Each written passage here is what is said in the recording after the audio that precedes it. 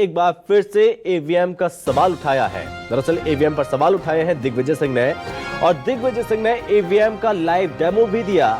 EVM machine में chip ही सर्वे सर्वा है, ये बात कही दिग्विजय ने। तमाम बातें कही और कहा कि ईवीएम में मल्टीपल प्रोग्रामिंग चिप हो गई है, हैकिंग हो सकती है, असेंबल यूनिट से चिप डाली जाती है। दिग्विजय सिंह ने लाइव डेमो के जरिए वोटिंग गड़बड़ी का आरोप लगाया।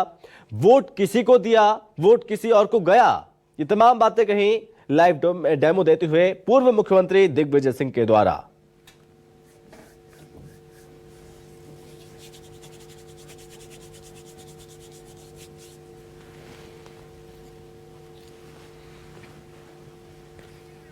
संवाददाता शकील बेहवार हमारे साथ जुड़ गए ज्यादा जानकारी के लिए।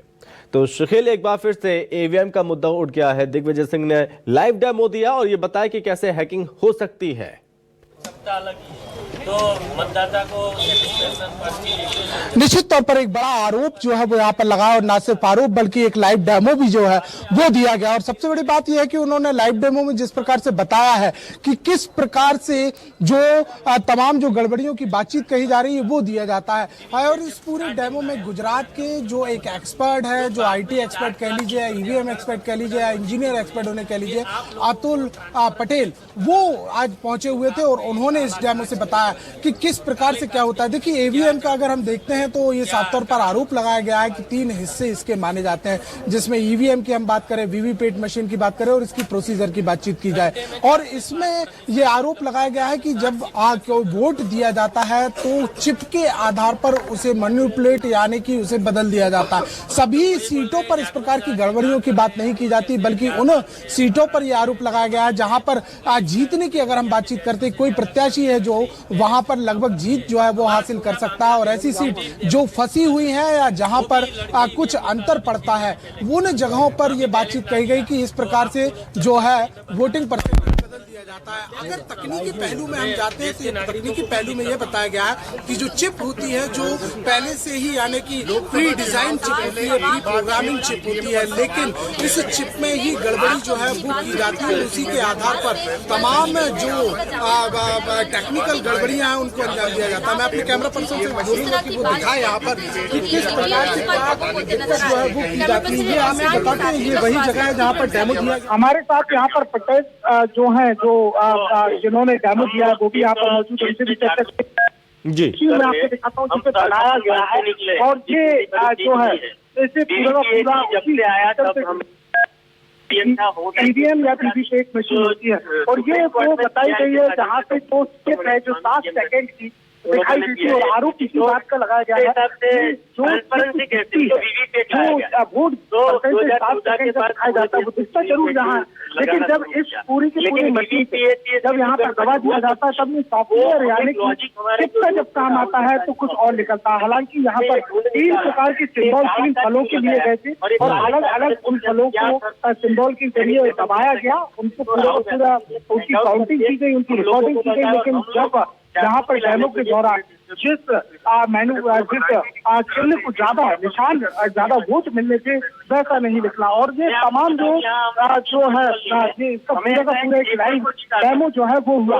हालांकि दिग्विजय सिंह ने ये भी यहाँ पर साफ कह दिया है कि ये उनका एक आरोप है और इसको लेकर जो सुप्रीम कोर्ट है उसमें जो सिविल सोसाइटीज है वो अपना पक्ष रख रही है। लेकिन एक बात यहाँ पर साफ कही कि अगर 2018 के चुनावों में तो आखिर इस प्रकार की अगर गड़बड़ियां की होती तो फिर कांग्रेस की सरकार कैसे आती। एक बार सवाल भी हमने उनसे पूछा तो उनको भी यहाँ पर साफ तौर पर कहना था कि कुछ ऐसे इंटरनल मसले थे जो उन्होंने जवाब यहाँ पर दिया कि कहीं ना कहीं शिवराज की और जो सेंट्रल पॉलिटिक्स को लेकर बातचीत की पूरा का पूरा उन्होंने बताया कि कहीं ना कहीं एक सिस्टम जो था वो बना हुआ था और इसी के चलते जो है कुछ सीटों के आधार पर मैनिपुलेट किया गया और जो कांग्रेस की सरकार थी वो 2018 में बनी। हालांकि बहुत सारी एक टेक्निकल बातें और पॉलिटिकल बातें उन्होंने यहाँ पर बताई, लेकिन विषय फिलहाल यहाँ पर यह है कि आखिर ये कैसे जो है वो हैक होती। तो इसे लेकर तमाम जो उन्होंने डेमो है इसके जरिए बताए गए हैं कि किस प्रकार से इन्हें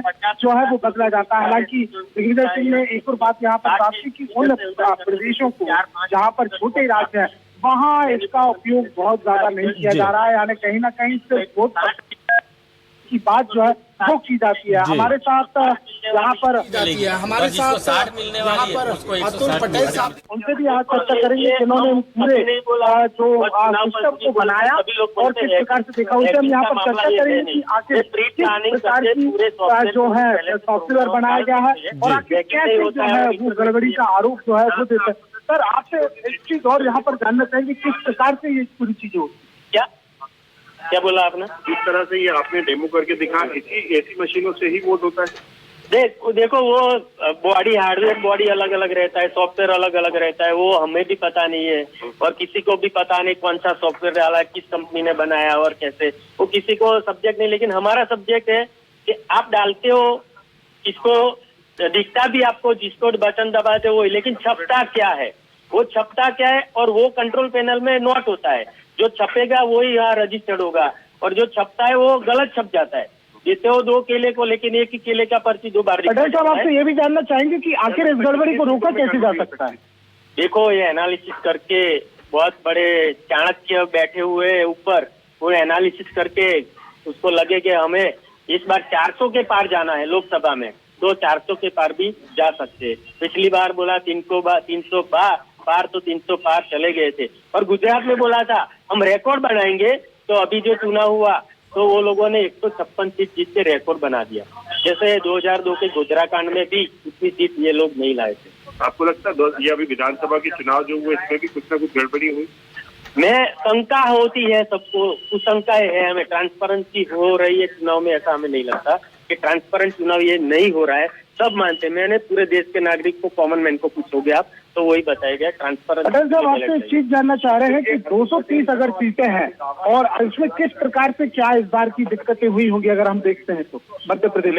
मैं आपको फिर से बताऊं, समझो 230 सीट एमपी में है, तो मीडिया और ओपिनियन पोल और सारे लोग बता रहे थे 150 के पार जाएगी कांग्रेस। मतलब मैं तो मानता था 160 के करीब आएगी, लेकिन जब रिजल्ट आया तो उल्टा रिजल्ट हो गया। बीजेपी को बहुत ज्यादा सीट मिल गई और कांग्रेस को एकदम कम सीट मिल गई। उसका मतलब ऐसा है कि 1 घंटा भी ऐसा मैनिपुलेट यदि किया गया हो या नहीं किया हो, हम नहीं बता सकते। किया जाए तो 160 सीट जिसको मिलने वाली उसको 60 सीट 70 सीट मिलेगी और जिसको 70 मिलने वाली उसको 160 सीट मिलने। मतलब कांग्रेस जीतने वाली थी, लेकिन कांग्रेस को सिर्फ 60-65% सीटों पे लिमिट कर दिया। अतुल जी, कुल मिलाकर यूँ कहा जाए कि इससे गड़बड़ियों को अंजाम दिया जा सकता है, वोट बदले जा सकते हैं। बिल्कुल बदले जा सकते हैं, क्यों नहीं बदले जा सकते, ऐसा भी हो सकता है, ऐसा हमने बताया और हम डंके की चोट।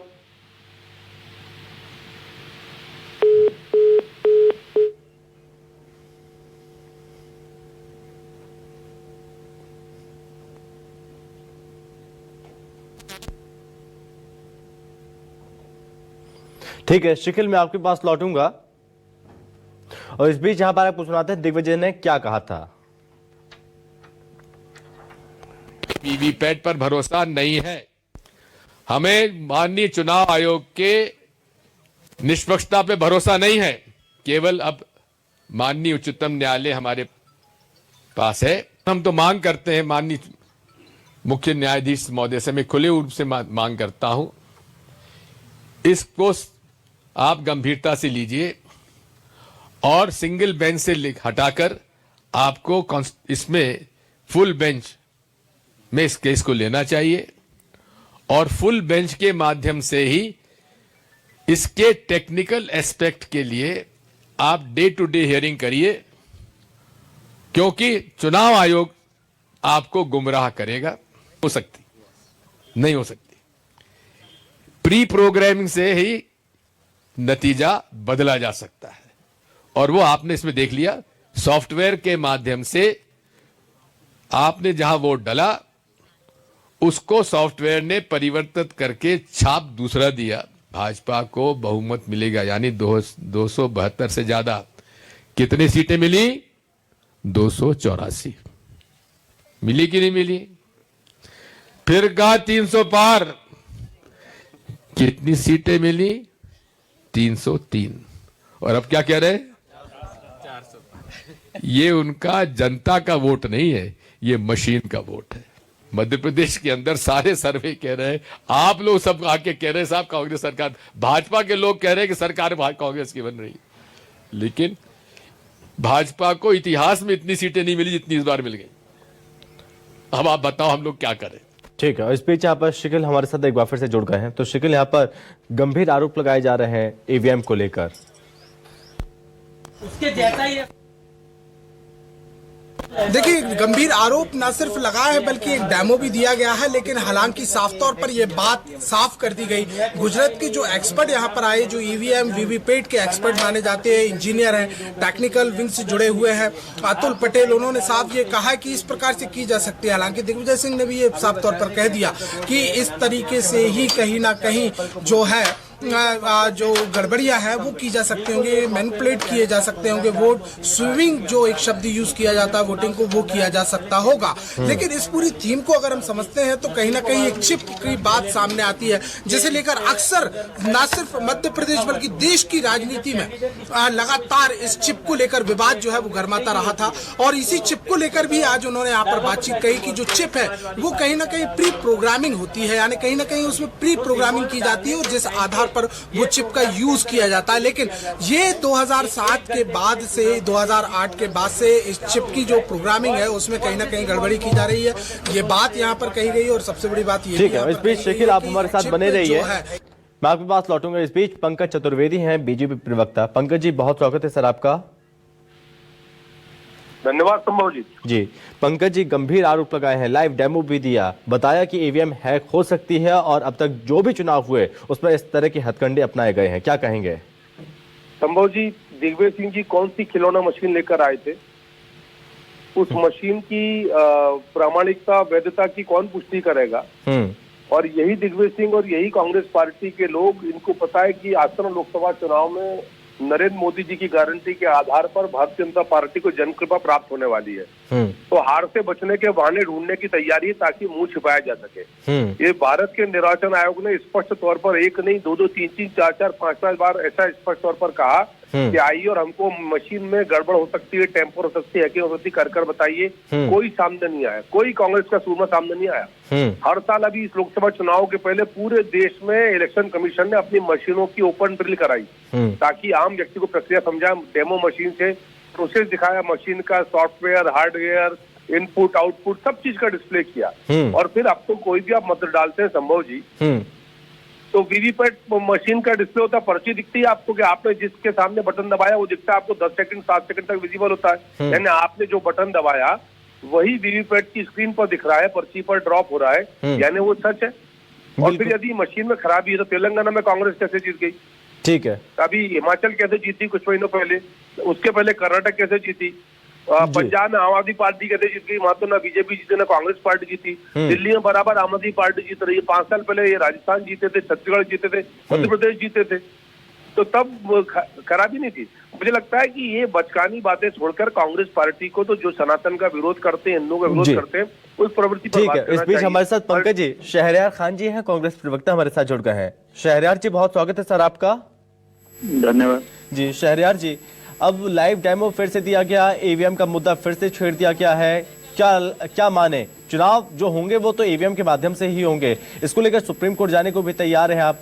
किस तरह की गंभीर आरोप लगाए जा रहे हैं? बीजेपी की ओर से कहा जा रहा है कि आप केवल बचकानी हरकत कर रहे हैं आप लोग। देखिए, बीजेपी का जो विकास है वो ईवीएम में ही छुपा हुआ है। अगर बीजेपी इतना ही देश में उनकी हवा है, फिजा है, और मैं अभी सुन रहा था भाजपा के किसी साथी को, नाम नहीं मालूम मेरे को कौन आपके साथ कनेक्ट है, तो पंकज जी है, पंकज जी।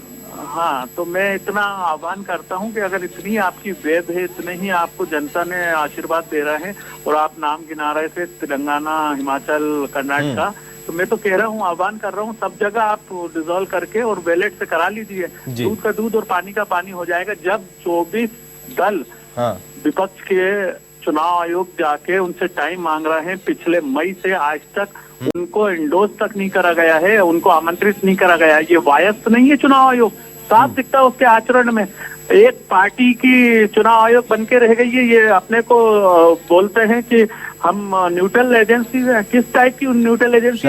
जी, पंकज जी बोल रहे हैं आप पता नहीं कौन सी मशीन ले आए हैं, अपना काम करने के लिए इस तरह से लोगों को बहकावे में लाने के लिए इस तरह के डेमो दिए जा रहे हैं। जी, मैं तो बोल रहा हूँ ना, आप ईवीएम का राग क्यों 2010 में जब 9 में यूपीए सरकार बनी थी तो आडवाणी जी ने इसका विरोध करा था और एक पुस्तक भी लिखी गई थी। तो उस टाइम भाजपा को ये ईवीएम बुरी लग रही थी और वो बोल रहे थे, जब हमारी बात मतलब उसमें जुड़ी तो उनको ईवीएम अच्छी लगने लगी। और जिन देशों से ये ईवीएम निकली है, चाहे कनाडा हो, चाहे ऑस्ट्रेलिया हो, चाहे जापान हो, वहां पर आज बैलेट से हो रहे हैं। आप बोल रहे हैं कि समय की बचत होती है, 17 दिन बाद परिणाम वोटिंग के आते हैं। समय की बचत इससे अच्छा तो वो बैलेट है कि कम से कम दूसरे तीसरे दिन परिणाम सब देश से आ जाते थे। तो आप किस टाइप की ईवीएम से मोहब्बत दिखा रहे हैं? अगर इतना ही आपका व्यय है, इतना ही आपके काम है, इतनी जनता में आपका आशीर्वाद है, तो एक बार करा लीजिए ना। पंकज जी, हमारी ईवीएम छोड़े, आपकी ईवीएम छोड़े, आप तो बैलेट पे आ जाइए। पंकज जी जवाब देंगे। देश के ऐसे वर्ग जब ठीक है शहरयार, जब जवाब लेते हैं पंकज जी से, उसके बाद मैं आता हूं आपके पास। पंकज जी जल्दी से। आज के दौर में ईवीएम मशीन में छेड़छाड़ असंभव है और कांग्रेस पार्टी स्वतंत्र है। उच्चतम न्यायालय जाने भाजपा के लिए असंभव है, क्योंकि भाजपा का विकास ही ईवीएम से है। जिस दिन ईवीएम छोड़ देंगे तो वो भाजपा गर्त में चली जाएगी। जो 1984 में 2 सीटें थी ना, उसी पोजीशन पे आ जाएगी। इसलिए भाजपा का प्रेम ईवीएम के साथ है और वो असंभव बोल रहे हैं, क्योंकि उनको मालूम शहरयार जी, किसको गर्त में ले जाना है, किसको आसमान में उठाना है, ये जनता फैसला करती है। क्योंकि हिमाचल जीत जाते हैं, कर्नाटक जीत जाते हैं, तो पंकज जी का यही कहना है कि आप हिमाचल जीत जाते हैं, कर्नाटक जीत जाते हैं, तब आप नहीं कहते वहां पर सवाल नहीं उठाते हैं। कि सारी सरकारें आप खत्म करके एक देश एक चुनाव कर रहे थे ना, करा लीजिए बैलेट से एक देश एक चुनाव, समझ आ जाएगा कि गर्त में कौन जाएगा। ये भाजपा का विकास ही ईवीएम से खिल रहा है। सनातन विरोधी कांग्रेस, तुष्टीकरण करने वाली। अरे भैया, भाजपा से भ्रष्ट पार्टी कोई नहीं, भाजपा आग लगाओ पार्टी है, भाजपा देश विरोधी पार्टी है। ये कोई लोग हैं जो शहरयार जी एक चीज और देखिए, भरोसा जनता को भी है, जनता तभी वोट देने जाती है मतदान केंद्र में। अगर जनता को भरोसा नहीं होता तो मतदान केंद्र में नहीं जाती। अरे तो जनता क्यों जाती है फिर? कर दीजिए ना चुनाव आयोग। अगर नहीं, जनता फिर क्यों जाती है मतदान केंद्र में? बार बार आप आरोप लगाते हैं, आप भी जाते हैं, आप भी वोट देने जाते हैं, आप क्यों जाते हैं फिर? आपको इतना पता है कि आगे इसमें गड़बड़ी होगी तो आप मत जाइए फिर। हाँ, तो वो ये बांग्लादेश बना दो आप भारत को भी। अरे विपक्ष ने शहरयार जी, मैं आपसे सीधा सा सवाल ये पूछ रहा हूँ, तो आप गड़बड़ी का आरोप लगा रहे हैं, ऊपर से आप कह रहे हैं मैं वोट भी दूंगा। आज वोट भी देना तो ईवीएम से ही दूंगा। अरे आप ईवीएम का इतना इनको प्रेम क्यों है? अगर विपक्ष की 24 पार्टी चुनाव आयोग से बोल रही हैं तो क्यों नहीं एक बार वो करा लेते, दूध का दूध और पानी का पानी। अभी आपने 2023 के विधानसभा तो शहरयार जी, आप इंडिया गठबंधन आपको बन जाता है, इंडिया गठबंधन इसको लेकर आगे क्यों नहीं आता कि एक सुर में आगे आकर सबसे पहले इसका विरोध किया जाए, ईवीएम से चुनाव नहीं होंगे? इंडिया गठबंधन को आगे आने चाहिए, सबसे पहले इसी पर चर्चा करनी चाहिए। फिर मेरे मित्र कैसे आगे आए जब चुनाव आयोग नहीं सुन रहा, जब सुप्रीम कोर्ट नहीं सुन रहा, तो कहाँ जाए? क्या इंटरनेशनल कोर्ट में जाए? फिर आप बोले कि देश के कोर्ट पे भरोसा नहीं है, विदेश के कोर्ट पे गए। जी पंकज जी, देखिए आप विपक्ष की बातों को सुनेंगे नहीं। चुनाव आयोग यहाँ पर निष्पक्ष बता दिया कि जो चुनाव है वो निष्पक्ष है, ऐसे में विपक्ष जाए तो जाए कहाँ? संभव जी, ये इनको जनता के बीच जाना चाहिए, वहाँ जाते नहीं। ये राम मंदिर का विरोध करते हैं, प्राण प्रतिष्ठा समारोह का बहिष्कार करते हैं वोट बैंक के लिए, तुष्टीकरण के लिए। तो तुष्टीकरण संतुष्टीकरण के भंवर में जब तक कांग्रेस, उसकी ये दुर्गति होना है। और दोष देती ईवीएम को। किसने मना किया था? सोनिया जी को, खड़गे जी को वहाँ आमंत्रण दिया है और तुष्टीकरण था, वोट बैंक खिसक जाता तो मंत्री आए। ये शाहबानो केस से लेकर प्रभु श्री राम प्राण प्रतिष्ठा तक आज तक भ्रमित है। 43 से भ्रमित थे, 2023 तक भ्रमित है। 77 साल हो गए कांग्रेस के भ्रम के, और भ्रम के चलते ईवीएम को दोष देते हैं। अपनी गलती भ्रष्टाचार, परिवारवाद क्यों, राहुल गांधी जी ने ही अयोध्या के पट खुलवाए थे, ये ना भूलें। पंकज जी देखिए, छोटा सा सवाल देखिए, ये खड़ा किया है शहरयार जी ने, जब ईवीएम, जिस ईवीएम मशीन से चुनाव कराए जाते हैं उसी ईवीएम मशीन को सामने लाया जाए उसका भी डेमो हो जाएगा, उससे दूध का दूध, पानी का पानी हो जाएगा। कितनी सही, कौन गलत, कौन सही है? जो ईवीएम मशीन थी संभव जी वहाँ नहीं आते, चुनाव ठीक है। में क्यों नहीं अपनी घर की खिलौना मशीन लेकर आ गए, सेम पित्रोदा ने चलिए, बनाई ठीक है। मशीन लेके आ गए। पंकज जी बहुत धन्यवाद आपका। शहरयार जी बहुत